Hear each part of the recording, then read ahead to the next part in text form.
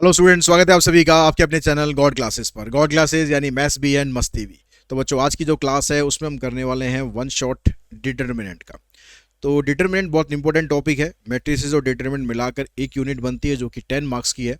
तो मैट्रिसेस का one shot मैं ऑलरेडी आप लोगों को करा चुका हूँ। उसकी प्लेलिस्ट का पूरा लिंक मैं ऊपर दे रहा हूँ, वहाँ पर जाके आप सारे वन शॉट्स देख सकते हो जो अभी तक अवेलेबल हैं और आगे भी जो अवेलेबल होंगे। तो यहाँ पर सबसे पहला जो हम ये कंसेप्ट है वो ये देखते हैं कि भाई ये डिटर्मिनेंट होता क्या है। तो डिटर्मिनेंट एक नंबर होता है, एक रियल नंबर होता है जो किसी भी स्क्वायर मैट्रिक्स से एसोसिएट होता है। तो यहाँ पर ये चीज़ ध्यान रखने वाली है कि डिटर्मिनेंट हमेशा स्क्वायर मैट्रिक्स का ही निकलता है। ठीक है, to every square matrix A we can associate a unique real number called determinant. अब यहाँ पर डिटर्मिनेंट को आप ऐसे भी लिख सकते हो या इसको आप ये सिंबल मॉड का सिंबल नहीं है, मॉड का भी ऐसे ही होता है, लेकिन इस टॉपिक में ये सिंबल डिटर्मिनेंट का है। डिटर्मिनेंट की वैल्यू पॉजिटिव नेगेटिव जैसे मर्जी हो सकती है। अब इसको मॉड मान के मत चलना कि नेगेटिव वैल्यू आए तो आप इसको पॉजिटिव कर दो। जब हम डिटर्मिनेंट निकालते हैं तो वन बाय वन मैट्रिक्स मतलब इसमें एक ही एलिमेंट होता है। जैसे हमारे पास एक मैट्रिक्स है, ये हमने लिख दिया यहाँ पर 2। तो इसका डिटर्मिनेंट निकालेंगे तो ये सेम ही रहता है 2, इसमें कोई चेंज नहीं होता। ठीक है, अगर 2 बाय 2 आपके पास मैट्रिक्स है 1 3 2 5, तो इसका डिटरमिनेंट आप निकालते हैं तो इसके लिए क्या करना होता है, 1 को इधर 5 से मल्टीप्लाई करना है, फिर -3 × 2 तो ये बनेगा 5 - 6 यानी -1। अगर आप 3 बाय 3 मैट्रिक्स का डिटरमिनेंट निकालते हैं 1 3 0 2 1 4 1 3 2, तो अब जब आप डिटरमिनेंट निकालेंगे तो इसमें क्या करते हैं, पहले हम ये वाला एलिमेंट लेते हैं 1, फिर ये एलिमेंट जिस रो में आ रहा है और जिस कॉलम में आ रहा है इसको छोड़ देंगे। ठीक है, इसको भी छोड़ देंगे हम, इसको भी छोड़ देंगे हम। अब जो आपके पास बचेगा उसको हम सॉल्व करेंगे। तो इन दोनों को छोड़ने के बाद आपके पास यहाँ से बनेगा 2 - 12। ठीक है, यहाँ पर लिखेंगे 2 - 12 यानी -10 आएगा। जैसे आपने मतलब ये जब छोड़ने के बाद आपको ये सॉल्व करना है। ठीक है, तो हमारे पास क्या बचेगा, ये आ जाएगा -10। उसके बाद जब हम ये वाला एलिमेंट लेते हैं तो इसका साइन चेंज करके लिखते हैं -3। अब इस रो को छोड़ देंगे, इस कॉलम को छोड़ देंगे, तो 2 × 2 4, फिर माइनस का साइन बीच में, फिर यहाँ से भी 4, तो 4 - 4 यानी 0। यहाँ पर ये 0 है, तो 0 अगर आप लिखोगे तो उसके अंदर आपको कुछ भी लिखोगे तो कुछ फ़र्क पड़ना नहीं है, उसका तो आंसर 0 ही रहेगा। तो यहाँ से आपके पास बन गया -10, ये 0 हो जाएगा, वो तो 0 है ही, तो इसका डिटरमिनेंट बना -10। आप डिटरमिनेंट कैसे भी निकाल सकते हो, आप पहली रो से निकाल सकते हो, दूसरी रो से निकाल सकते हो, तीसरी रो से, कैसे भी निकाल सकते हो। लेकिन जब भी आप डिटरमिनेंट निकालेंगे तो ये ध्यान रखेंगे कि जब भी आप ये एलिमेंट लेंगे, जैसे हमने यहाँ पर ये लिया है 3, तो इसका साइन हमेशा चेंज करके लिखना है। ये माइनस है तो प्लस कर देंगे, ये प्लस है तो माइनस कर देंगे। ऐसे ही अगर आप ये एलिमेंट लिखोगे तो इसको भी माइनस करके लिखना है, इसको भी और इसको भी। ये जो 4 एलिमेंट हैं इन चारों को हमेशा माइनस करके ही लिखना है। चाहे आप रो से निकालो, चाहे आप कॉलम से निकालो, डिटरमिनेंट कैसे भी निकालोगे आंसर आपका सेम रहेगा। जैसे मान लो अगर हम फर्स्ट रो से निकालना चाहें तो फर्स्ट रो से ये क्या बनेगा, बाय कॉलम से, फर्स्ट कॉलम, आंसर सब जगह से सेम ही रहेगा आपका। तो पहले हम लिखेंगे 1, इसके अंदर तो यही आएगा, फिर ये वाला एलिमेंट लिखेंगे तो आएगा -2। अब इस रो को छोड़ देंगे, इस कॉलम को छोड़ देंगे, ये आएगा यहाँ से 6 - 0, तो 6 हो गया। फिर +1, ये वाला एलिमेंट लिखा। अब इस रो को छोड़ना है आपको, इस कॉलम को छोड़ना है, 3 4 = 12 -0, तो 12 हो गया। तो ये बन गया -10 -12 +12, ये कैंसिल, आंसर -10। तो आप कहीं से भी स्टार्ट करो, आंसर आपका सेम ही रहना है। अब उसके बाद निकालते हैं माइनर। तो माइनर क्या होता है, माइनर भी एक तरह से डिटर्मिनेंट ही होता है of order n। n should be greater than और इक्वल्स टू 2। n की वैल्यू करेगी 2 या उससे ज़्यादा होनी चाहिए, मतलब 1/1 का माइनर नहीं निकलता। माइनर निकालने के लिए एटलीस्ट 2/2 ऑर्डर की मैट्रिक्स होनी चाहिए। अब माइनर हम कैसे निकालेंगे, then the determinant of order n-1 obtained from the determinant after deleting its ith row and jth column is called the minor of the element. तो थोड़ा थ्योरेटिकल हो गया, थोड़ा इसको प्रैक्टिकल में देखते हैं कैसे करना है। जैसे आपके पास मान लो ए मैट्रिक्स है, 1 2 3 4, आपको क्या करना है, माइनर निकालना है। तो माइनर आपको पहले इस एलिमेंट का निकालना है, तो माइनर को हम डिनोट करते हैं M11 से, यानी फर्स्ट रो फर्स्ट कॉलम का माइनर निकालना है। तो ये कह रहा है कि जिस रो एलिमेंट का आप माइनर निकालना चाह रहे हो उसकी रो और उसके कॉलम को डिलीट कर दो, यानी ये रो और ये कॉलम डिलीट, यहाँ पर बचा आपके पास 4, ये रो और ये कॉलम डिलीट, 4 बचा, तो ये आपका आंसर। ऐसे आप निकालोगे minor first row second column, तो फर्स्ट रो सेकंड कॉलम ये डिलीट, बचा आपके पास 3, second row first column, second row first column, बचा आपके पास 2, सेकंड रो सेकंड कॉलम, बच गया आपके पास 1। तो ये इनके माइनर हो गए। फिर आगे कहता है आपको निकालने कोफैक्टर। तो कोफैक्टर आपको क्या करना है, सिंपली जो माइनर आपने निकाले हैं वैल्यू उसकी वही रहेगी, और कोफैक्टर को हम कैपिटल ए से या कैपिटल सी से डिनोट करते हैं। तो यहाँ कैपिटल सी से मैं लिख लेता हूँ। तो जो इनकी वैल्यू आई है ना, वैल्यू वही आएगी, बस फर्क क्या आएगा, यहाँ पर जो एलिमेंट ऐसे हैं जहाँ पर आई और जे का सम ऑड आ रहा है, आई जे मतलब जो इसके बेस में नंबर लिखे हुए हैं, जैसे यहाँ पर आप देख रहे हो कि 1 और 2 इसका सम ऑड आ रहा है, तो इसका साइन आपको चेंज कर देना है, प्लस है तो माइनस कर देना, माइनस है तो प्लस कर देना है। ऐसे यहाँ पर देखो इसका सम भी ऑड आ रहा है, तो इसको भी आपको साइन चेंज कर देना है, बस इतना डिफरेंस आएगा। तो चाहे आप 2/2 का माइनर निकाल रहे हो, चाहे आप 3/3 का माइनर निकाल रहे हो, सभी के अंदर जो कोफैक्टर आप निकालोगे तो उनका साइन आपको उन्हीं का चेंज करना है जहाँ पर आपके एलिमेंट का सम आई और जे का जो सम है वो आपका ऑड नंबर आता हो। ठीक है, अभी 3/3 के कोफैक्टर और निकालेंगे, वो आगे हम क्वेश्चंस में करेंगे। यहाँ आपको कंसेप्ट मैंने आपको समझाने के लिए 2/2 एक ले लिया। अब कह रहा है कि ये हम ऑलरेडी कर ही चुके कि आप किसी भी डिटर्मिनेंट को निकालते हो तो आप किसी भी रो या किसी भी कॉलम को एक्सपेंड कर दो, उससे आपका डिटर्मिनेंट सेम ही रहना है। नेक्स्ट में फिर प्रॉपर्टीज ऑफ डिटर्मिनेंट आपको याद रखनी है। ये कुछ प्रॉपर्टीज हैं जो आपके क्वेश्चंस को सॉल्व करने में आपको हेल्प करेंगी, एमसीक्यू क्वेश्चंस में बड़ी आपके काम आएंगी ये प्रॉपर्टीज। अब यहाँ पर प्रॉपर्टीज में आपको जो प्रूव दैट वाले क्वेश्चन है ना वो नहीं करने, तो बाकियों में प्रॉपर्टीज आप यूज करेंगे। जैसे फर्स्ट प्रॉपर्टी में क्या कह रहा है, each element in a row और column of a determinant is 0 then the value of determinant is 0। अगर किसी भी डिटर्मिनेंट में अगर आपको सारे के सारे एलिमेंट रो के या कॉलम के 0 दिए हुए हैं तो यहाँ पर कुछ भी लिखा हो, कुछ भी लिखा हो, कुछ फर्क नहीं पड़ता, आंसर हमेशा 0 ही आएगा। If each element on one side of the principal diagonal of a determinant is 0 then the value of determinant is the product of the diagonal element. ये कह रहा है कि अगर आपको डायगोनल एलिमेंट के एक साइड के, ये मान लो डायगोनल एलिमेंट हो गया, इसके एक तरफ के एलिमेंट अगर 0 दिए हुए, ठीक है, यहाँ पर कुछ भी हो, इसका जो डिटरमिनेंट आप निकालोगे, इसका डिटरमिनेंट निकालोगे तो ये जो डायगोनल वाले एलिमेंट है ना, ये इसका आंसर आएगा, इनका मल्टीप्लिकेशन 6। अब ये 0 चाहे यहाँ पर हो चाहे 0 यहाँ पर हो, ऐसे भी हो सकता है कि भैया 1 2 3 है तो 0 यहाँ पर आ जाए और यहाँ पर कुछ और हो, तो भी इसका आंसर 0 ही रहेगा, और दोनों साइड भी होंगे ना तो भी 0 रहेगा।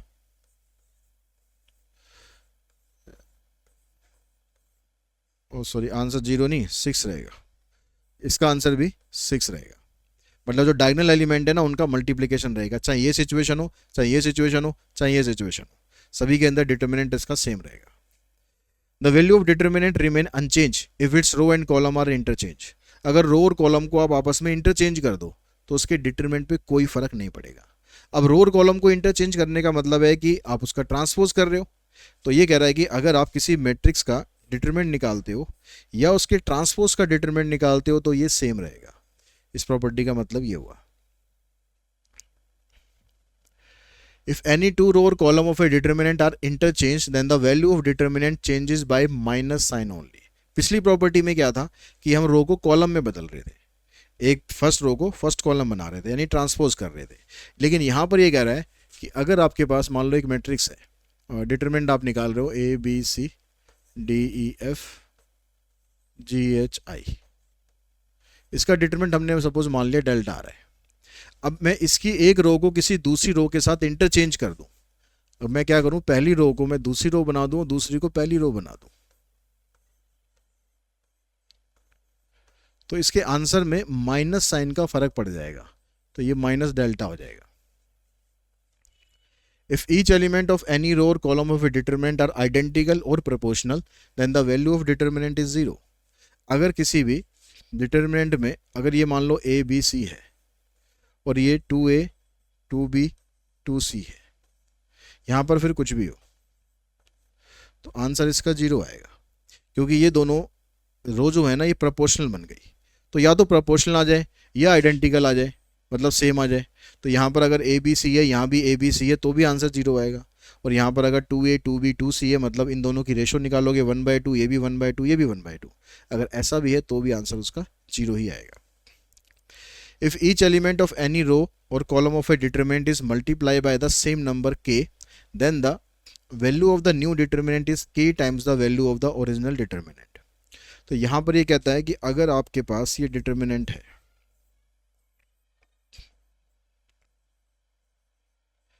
इसका आंसर आपके पास डेल्टा है। अगर मैं इसकी एक रो को किसी एलिमेंट k से मल्टीप्लाई कर दूं, जैसे मैं यहाँ पर कर दूं ka kb और kc,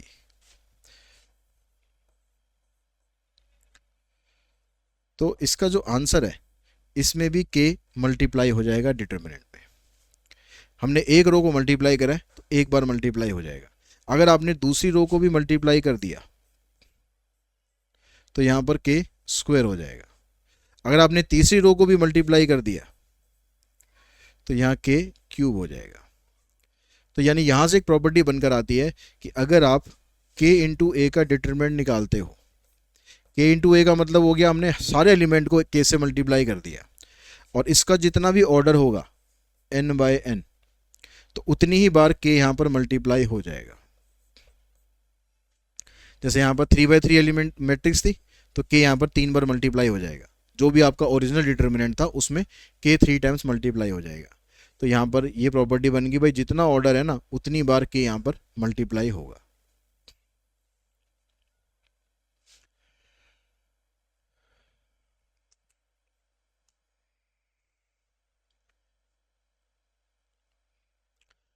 उसके बाद नेक्स्ट में कहता है कि the sum of the product, इससे पीछे की जो दो प्रॉपर्टीज है वो आप करने की जरूरत आपको है नहीं, बेशक आप उसको छोड़ सकते हो।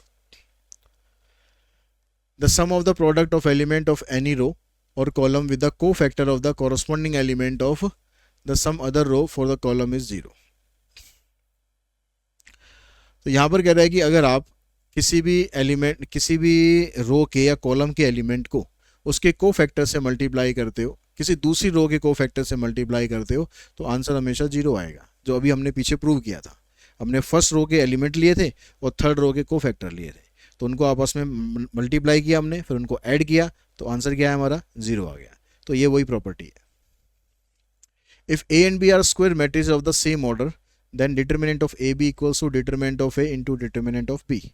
अगर आप ए बी का डिटरमिनेंट करते हो तो आप सीधा सीधा उसको ऐसे लिख सकते हो, determinant of A into determinant of B.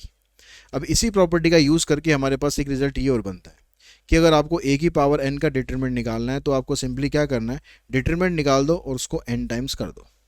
तो इससे क्या फ़ायदा होगा, जैसे मान लो आपको ए की पावर 4 का डिटरमिनेंट निकालना है, तो आपको ये नहीं करना पड़ेगा कि आपको ए को 4 बार मल्टीप्लाई करना पड़े। आप डिटरमिनेंट ऑफ ए निकाल लोगे और इसकी पावर 4 कर दोगे, तो ये हमें आसान ज़्यादा पड़ेगा। उसके बाद जो कंसेप्ट है आपके पास वो आया है एरिया ऑफ ट्रायंगल। तो एरिया ऑफ ट्रायंगल कह रहा है कि अगर आपके पास किसी ट्रायंगल के 3 वर्टेक्स दे रखे हैं, तो एरिया ऑफ ट्रायंगल का फार्मूला होता है, यहाँ पर जो साइन है ये डिटरमिनेंट का साइन है, ठीक है, मैट्रिक्स का नहीं है। डिटरमिनेंट आपको निकालना होगा x1 y1 x2 y2 x3 y3, ये रख देने। और उसके बाद जो लास्ट वाला कॉलम है इसमें हमेशा 1 1 1 ही रखना है। इसको अगर आप सॉल्व करेंगे तो इससे बनेगा आपका area of triangle. Area of triangle अगर आपका नेगेटिव आता है, क्योंकि एरिया कभी भी नेगेटिव नहीं होता, तो हम जो माइनस साइन है उसको हम नेगलेक्ट कर सकते हैं। अगर मान लो आपने एरिया ऑफ ट्रायंगल निकाला, वो आ गया -10, तो जो फाइनल आंसर आपका आएगा उसमें लिखेंगे area of triangle equals to 10 square unit. अगर आपने एरिया ऑफ ट्रायंगल निकाला और वो 0 आ गया, तो हम कहेंगे कि जो पॉइंट्स हैं वो कोलिनियर पॉइंट है, मतलब एक ही लाइन में पॉइंट है।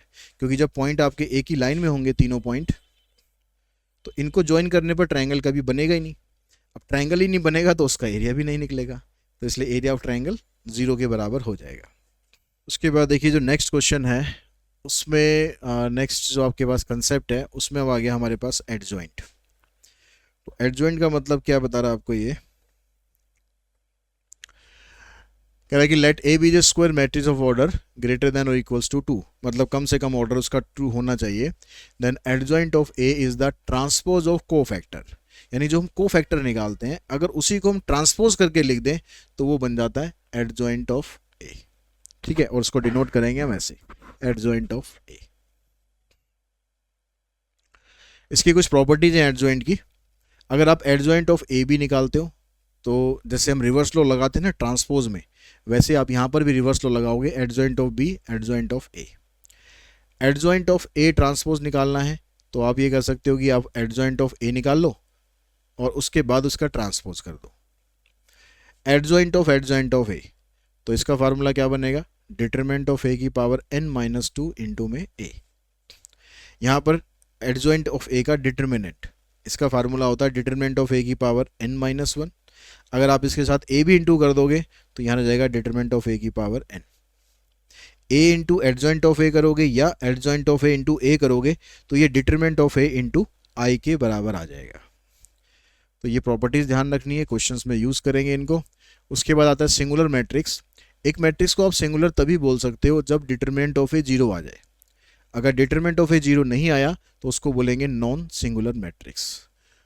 ठीक है, अब यहाँ पर कह रहा है कि जैसे k की वैल्यू आपको बतानी है अगर ये एक सिंगुलर मैट्रिक्स है, तो सिंगुलर मैट्रिक्स का मतलब हो गया कि इसका डिटरमिनेंट 0 आ रहा है, तो इसका डिटरमिनेंट निकालेंगे -8 - 3k equals to 0।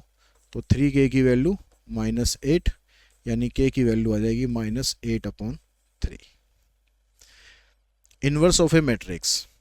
A square matrix A of order n is invertible of there exists a square matrix of the same order such that AB equals to BA equals to I। ये कह रहा है कि अगर हम AB करें या BA करें तो वो I के बराबर आता है, तो उस केस में हम ये बोलेंगे कि जो A इन्वर्स है वो B के बराबर है। यानी आप कह सकते हो कि B is the inverse of A, और आप ये भी कह सकते हो A is the inverse of B अगर AB और BA दोनों आइडेंटिटी मैट्रिक्स के बराबर हैं तो।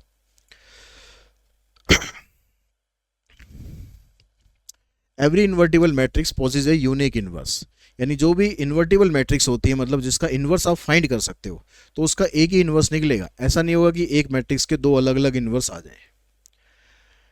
If A is an invertible matrix then inverse of A is this. Inverse of A अगर आपको निकालना है तो ये इसके बराबर होगा, इन्वर्स ऑफ ए इज, ऐसे इसको डिनोट करेंगे। A square matrix is invertible if and only if it is non singular. अगर मैट्रिक्स नॉन सिंगुलर है तभी उसका इन्वर्स निकलेगा, अदरवाइज निकलेगा ही नहीं। अगर डिटरमिनेंट ऑफ ए 0 आ गया तो इन्वर्स उसका नहीं निकलेगा, क्योंकि जो इन्वर्स निकालने का फार्मूला होता है उसमें आता है adjoint of A divided by determinant of A.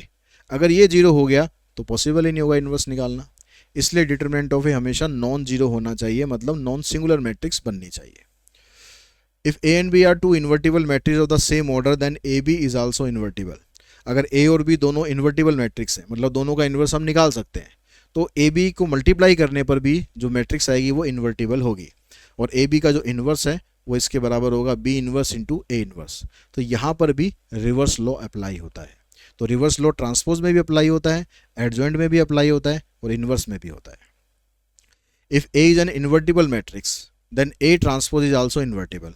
अगर A का इन्वर्स निकलेगा तो A ट्रांसपोज का भी इन्वर्स निकलेगा, और A ट्रांसपोज का इन्वर्स करोगे या इन्वर्स का ट्रांसपोज करोगे तो वो दोनों भी आपस में इक्वल रहते हैं।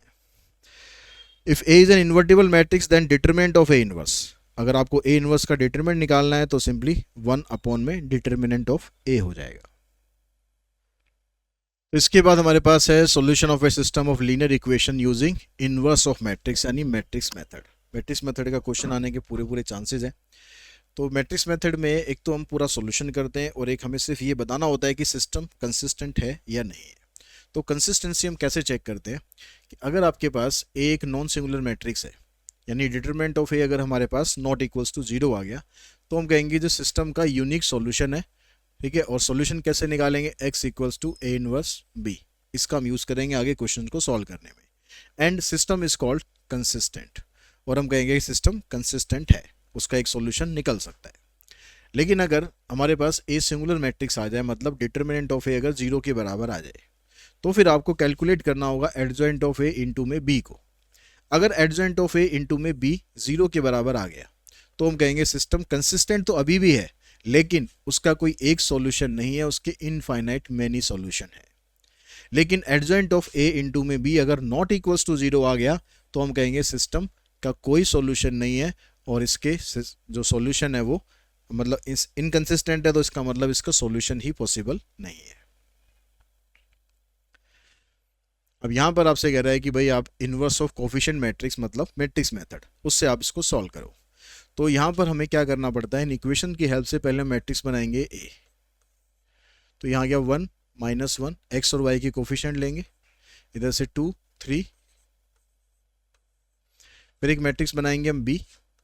बी की जगह हम लिखेंगे यहाँ पर एक्स लिखेंगे पहले। तो एक्स में हम क्या लेंगे, जो हमारे पास यहाँ पर हम वेरिएबल यूज़ कर रहे हैं, तो एक्स यूज़ कर रहे हैं और वाई यूज़ कर रहे हैं, इसको आपको हमेशा लिखना है कॉलम में। और जो राइट हैंड साइड में कांस्टेंट है उनको लिखेंगे हम बी से। तो ये आपके पास है 5 और -1। अब सबसे पहला काम होगा कि हम डिटर्मिनेंट ऑफ ए निकालें, क्योंकि ये अगर 0 आ गया तो मतलब सॉल्यूशन फिर हमें चेक करना पड़ेगा पॉसिबल है भी या नहीं भी। तो यहाँ पर हमने करा, ये आ जाएगा 3, फिर -2 यानी बीच में साइन एक माइनस का होता है, तो +2 यानी 5 आ गया, मतलब नॉट इक्वल्स टू 0 आया। नॉट इक्वल्स टू 0 आने का मतलब है कि इसका जो इन्वर्स है वो हम निकाल सकते हैं। अब इन्वर्स निकालने के लिए आपको इसका एडजॉइंट फाइंड करना है। अब एडजॉइंट हम क्या करते थे भाई, कोफैक्टर का ट्रांसपोज करते थे। तो यहाँ पर लेकिन 2/2 मैट्रिक्स है, तो 2/2 का मैट्रिक्स का अगर आप एडजॉइंट निकालते हो तो ये डायरेक्ट भी हम निकाल सकते हैं।